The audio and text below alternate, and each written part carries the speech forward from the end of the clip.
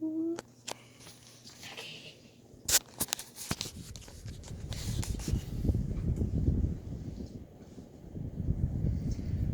want to talk to you about a very important person in my life. Her name is Pamela, aka Pam.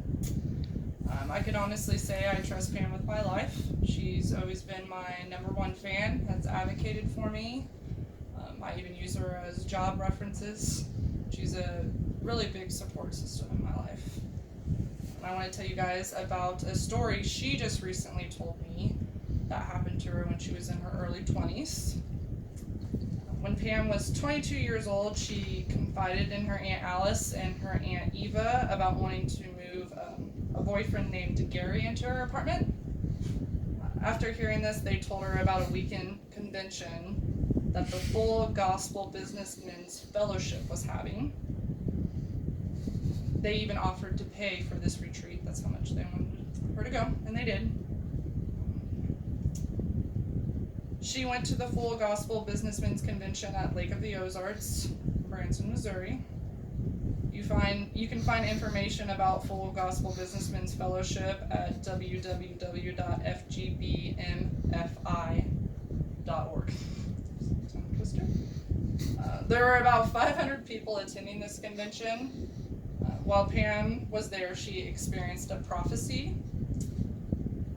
The founder of the fellowship entered the grand ballroom where he was ministering and announced that God had laid it upon his heart that a young person in the room was called to be a part of his ministry, and that this person's name was Pam. Out of the 500 people there, she was the only Pam in the room.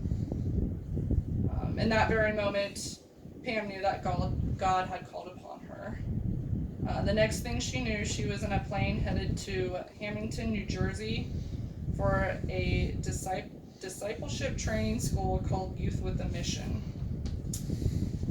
And she wanted you to keep in mind that she only had 2 outfits and hygiene supplies because she had no intentions on going to a discipleship, and she didn't get to go home and pack. Pam attended the second class they ever had with Youth with a Mission, which is now internationally known. You can also find info about Youth with a Mission worldwide at www.eam.org. The fellowship paid for her 3-year tuition in full. They also gave her an allowance so she could spend money while she was there. About 6 months into her discipleship training, Pam went to Georgetown, Guyana for 18 months. This is where her teachings were put to the test. Her first destination while she was in Guyana was a man's home named Brother Ked.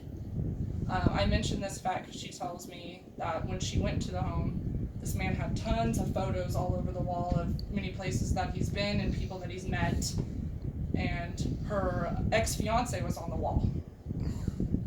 And she said, what is the coincidence of that, going to a different country and your ex-fiance's on the wall? So she knew that was her calling in that moment. She also wanted me to highlight the fact that she was in Guyana years before the Jim Jones massacre occurred, and that she had no association with him.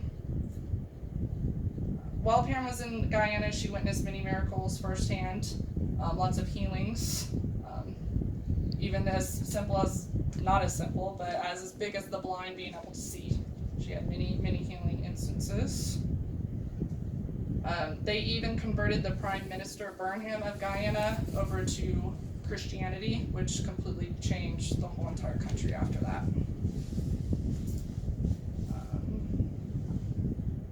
I want to also emphasize the whole time she was in Guyana that she was in severe danger. All of them were, because Christians were not wanted there. So their life was in danger the whole entire time, and she was very fearful of her life. Pam fulfilled many things in her early 20s that many people never get to experience throughout their whole lives. She met many people from the Full Gospel Businessmen's Fellowship, Youth with a Mission, and many people in Guyana in general. She was, like I said before, eyewitnesses to miracles that changed her life and changed her faith in God for the rest of her life. Pam is a published author who writes children Christians books. Many of her stories derive from her missionary experience in Guyana, and you are able to purchase her books on Amazon. It's called Twyla Facts Are Facts. And she also has a Facebook page you can look up that is also called Twyla Facts Are Facts. Thank you. You kept making